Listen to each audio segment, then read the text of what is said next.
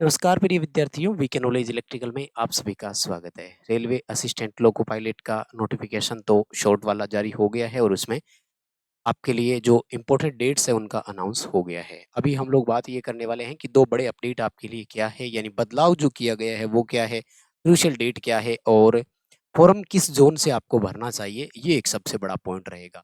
अब ये नहीं देखना है कि डेंजर जोन कौन सा है ये, क्योंकि अगर आपने 2024 वाला 2025 वाला एएलपी वैकेंसी में भाग लिया है, चाहे आप किसी भी स्टेज तक उसमें पहुंचे हैं, अब आपको थोड़ा सा अलर्ट होकर अवेयर होकर के फॉर्म भरना है। और सबसे बड़ी बात कि फॉर्म अप्लाई करना ही है। आप अगर 2024 वाली भर्ती के फाइनल स्टेज तक भी है, यानी आपका साइको हो गया और आपको लगता है कि साइको हमारा क्लियर भी है, तो भी करना है। इस भर्ती में भी आपको लगता है कि सीबीटी 1 हमारा क्लियर हो जाएगा, सीबीटी 2 के लिए हम क्वालिफाई कर जाएंगे, तो भी आपको आगे पढ़ना ही है। आइए पूरी डिटेल जानते हैं। लाइक अभी से कर दीजिए वीडियो को, चैनल को सब्सक्राइब कर लीजिए और हो सकता है कि बड़ी जरूरी दो बातें हैं वो आप तक पहुंच जाए वीडियो के माध्यम से। ठीक है, सबसे पहले क्रूशियल डेट ये दिखा रहे हैं तो अपन इसी पर बात कर लेते हैं, है ना। बड़ा नाम है भाई, बड़ा पद नाम है, तो आप लोगों को मुझे लगता है ट्राई अप करना ही चाहिए और शायद आप ट्राई करेंगे, क्योंकि कंटिन्यू अगर ट्राई करते आ रहे हैं तो करेंगे, राइट। 15 मई 2026 से ऑनलाइन एप्लीकेशन स्टार्ट हो जाएंगे। 14 जून 2026 रात के 12 बजे तक लास्ट समय आपके लिए रहेगा फॉर्म भरने का, तो समय निकाल कर फॉर्म अप्लाई कर दीजिए। पद का नाम बड़ा शानदार है, असिस्टेंट लोको पायलट। प्रमोट होकर के लोको पायलट भी बन जाओगे और आगे इससे आगे प्रमोट तो मिलते ही रहते हैं। लेवल 2 में रखेंगे, 19,900 बेसिक है। टीयरनेस अलाउंस मिलेगा। भारत में महंगाई भत्ता 60% हो चुका है। आपकी ज्वाइनिंग होते होते 8वां वेतन आयोग आ चुका होगा। ये बेसिक हो सकता है कि 50,000 प्लस हो, तो भाई मौका चूकना नहीं है। 18 से लेकर के 30 साल का एज है यहाँ पर, और ये जो एज क्राइटेरिया है ये अनरिजर्व और ईडब्ल्यूएस कैटेगरी वाले बच्चों के लिए। ठीक है, 1 जुलाई 2026 के अनुसार एज की गणना की जाएगी, तो आप अपना अपना काउंटिंग करके देख लीजिएगा। हाँ, अगर आप रिजर्व कैटेगरी में है देन ओबीसी को 3 साल का छूट मिलेगा, रिलैक्सेशन है।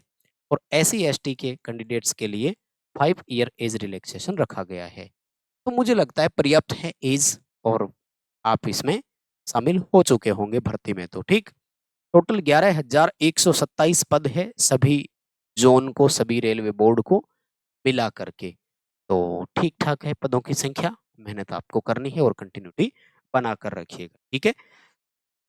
स्पेशल कोर्स कंटेंट की अगर जरूरत हो तो ऐप में आपको चीजें इसकी मिल जाएगी, लिंक डिस्क्रिप्शन में है। वीके नॉलेज इलेक्ट्रिकल का ऐप डाउनलोड कर लीजिएगा, आपको वहां पर मिल जाएगा। और नहीं है तो कम से कम आपको ट्रेड स्पेशल के लिए हमारी ये बुक जरूर पढ़नी है, हिंदी वाले बच्चे हो या आप इंग्लिश वाले बच्चे हो, ठीक है।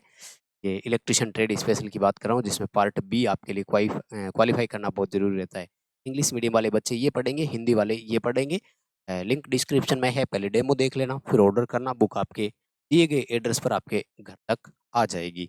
अभी मैं आपको ये बताता हूँ एक तो बड़ा बदलाव क्या है। वैसे वो आए हुए काफी दिन हो गए थे, तो वो इस नोटिफिकेशन से लागू होगा, ये ध्यान रखना है। 2026 की जो भर्ती है, इस भर्ती से एक नया नियम लागू होगा, पिछली भर्ती से नहीं होगा, है ना। तो वो नया नियम क्या लागू होगा आपका, कि पहले जो था ना, वो ये था कि आपका जो सीबीटी 2 है, इस सीबीटी 2 का जो पार्ट ए होगा उसका, और कंप्यूटर बेस्ड एप्टीट्यूड टेस्ट जिसको हम लोग साइको बोलते हैं, इन दोनों में यहाँ से 70% और यहाँ से 30% था, ठीक है ना, पहले। और अब एक बड़ा बदलाव कर दिया है, और इस बदलाव को आए हुए वैसे काफी दिन हो गए हैं, तो आप सब शायद उस बदलाव को समझ चुके होंगे। अब ये कर दिया है 50-50%, यानी जो फाइनल मेरिट आपका बनेगा वो फाइनल मेरिट इन दोनों के 50-50 स्कोर से रहेगा। ये एक बड़ा बदलाव है जिसको आप लोगों को ध्यान में रखना होगा। यानी अब पार्ट ए में मेहनत उतनी करनी पड़ेगी, लेकिन स्कोर उसका 50% ऐड किया जाएगा। साइको के लिए अब आपको थोड़ी मेहनत और करनी पड़ेगी, पहले साइको का 30% था, अब ज़्यादा होगा। और इसी में पार्ट बी ट्रेड स्पेशल वाला, उसमें बहुत सारे बच्चे मार खा जाते हैं, इसको क्वालिफाई करना जरूरी है, और ये पहले भी क्वालिफाई ही करना था, अब भी क्वालिफाई ही करना होगा। सबके लिए कॉमन है इसमें। 35% शायद स्कोर था इसका, ठीक है। 35% स्कोर है, 75 क्वेश्चन आएंगे इसमें। 75। वो पूरा डिटेल नोटिफिकेशन वही रहेगा जो पिछले नोटिफिकेशन में था, उनमें कोई ज़्यादा बदलाव नहीं है। नोटिफिकेशन आएगा तो टेलीग्राम पर आपको इसकी सूचना भी दे देंगे। तो एक तो ये बड़ा बदलाव ध्यान में रख। सेकंड जो मैं बताता हूँ कि ज़ोन कौन-सा रखें, सबसे इम्पोर्टेंट है और बहुत महत्वपूर्ण बात बता रहा हूँ देखो। 2 चीज़ों पर डिपेंड करता है आपका ज़ोन। एक तो ये है कि भाई मुझे तो नौकरी चाहिए, कहीं भी मिल जाए इंडिया में पोस्टिंग। और दूसरा ये है कि यार नौकरी तो मिले लेकिन घर के नज़दीक मिले, थोड़ी मैं रिस्क नहीं लेना चाहता दूर की, तो फिर वो अलग बात है। अगर आप ये चाहते हैं कि मुझे ईज़ी नौकरी मिले, तो फिर आपको पिछले के जो नोट रिज़ल्ट है उसका देखना है, जहाँ कट ऑफ सबसे कम रहती है या फिर जहाँ सीटों की संख्या ज़्यादा है, वहाँ आप लोग अप्लाई करें। लेकिन मेरा जो पर्सनल व्यक्तिगत सुझाव है आप लोगों के लिए, वो ये है कि ज़ोन आपको अपना ही चूज़ करना है। अपना ज़ोन मतलब आपके वहाँ जो ट्रेन आ रही होती है, वहाँ किस ज़ोन की ट्रेन आ रही है? इसके पीछे फ़र्क बताता हूँ मैं आपको। अभी तो ख़ैर आपको असिस्टेंट लोको पायलट लगाएँगे तो ज़्यादातर मालगाड़ी में ही असिस्टेंट के तौर पे भेजा जाएगा। हो सकता है बाद में आपको पैसेंजर गाड़ी में भी असिस्टेंट के रूप में लोको पायलट के साथ भेजा जाएगा, वो कोई दिक्कत नहीं। कुछ नहीं करना, पोंपो बजाना है, मोड़ आए तब, और कुछ नहीं करना। अ, इसका है क्या मैं आपको बताता हूँ। रेलवे में रेलवे क्या कोई भी डिपार्टमेंट हो, जल्दी से ट्रांसफ़र वाली स्कीम जो होती है ना, बहुत ईज़ी नहीं है, बहुत मुश्किल है, जल्दी से ट्रांसफ़र होता नहीं है। और यहाँ अगर ज़ोन चेंज करवाना हो, तो यहाँ एकमात्र ऑप्शन होता है म्यूचुअल ट्रांसफ़र। कौन-सा? Mutual transfer.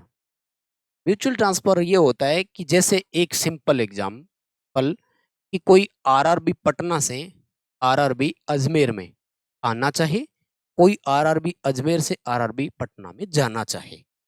तो ये दोनों आपस में, अब बताओ 2 कैंडिडेट एक दूसरे को कहाँ मिलेंगे? कैसे उनमें एग्रीमेंट होगा, मतलब सहमति बनेगी कि हाँ भाई ठीक है आ जाओ।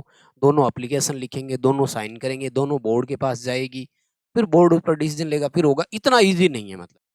इसलिए क्या होता है कि नौकरी लगना तो आसान हो जाता है, लेकिन नौकरी को करना बहुत मुश्किल होता है। ये मैं इसलिए बता रहा हूँ, नौकरी लगने के बाद आपको ये लगेगा कि यार घर से दूर है। हालाँकि रेलवे का आपका पास बनता है तो फिर आप ऑल इंडिया में फ्री ट्रैवल कर सकते हो, वो कोई इश्यू नहीं है। लेकिन एक दूर से छुट्टी लेकर आना और फिर वो सारी चीज़ें रहती है। इसलिए आप अपना ज़ोन भरें या अपने आस-पास का ज़ोन भरें, तो उसमें क्या है कि संभावना रहती है। जैसे आरआरबी अजमेर आपने भर दिया, तो आपका राजस्थान है। हालाँकि अजमेर में भी, मतलब राजस्थान में भी 2 तरह का है, दक्षिण रेलवे, उत्तर-पश्चिम रेलवे, लेकिन उसमें बाद में ट्रांसफ़र हो जाते हैं। ज़ोन अगर सेम है, तो पोस्टिंग मतलब आपका, जैसे मान लीजिए मैं एग्ज़ाम्पल दूँ कि किसी ने पटना ज़ोन भर रखा है, तो अब इसको पटना ज़ोन के अंतर्गत कहीं भी हो जाए, मंडल चेंज हो जाता है। रेलवे मंडल बोलते हैं ना, ये कोई दिक्कत नहीं है। इसलिए मेरा पर्सनल सुझाव यही है, मेहनत आप लोग कर ही रहे हो, एक्स्ट्रा कुछ बताने की ज़रूरत नहीं है। नए बच्चे जितने भी जुड़ रहे हैं, तो वो थोड़ा ध्यान से करिएगा, फॉर्म भरिए। ठीक है, कोई और जानकारी की शायद आपको ज़रूरत है नहीं, आई थिंक पर्याप्त है इतना। ठीक है, तो कर दीजिए वीडियो को लाइक, चैनल को भी सब्सक्राइब कर लीजिए, शेयर कर दीजिए अपने दोस्तों के साथ, क्योंकि ये जो 2 बातें मैंने बताई, ये कोई नहीं बताएगा शायद। खास तौर से ज़ोन वाली बात। बहुत-बहुत धन्यवाद, थैंक यू वेरी मच, शुक्रिया।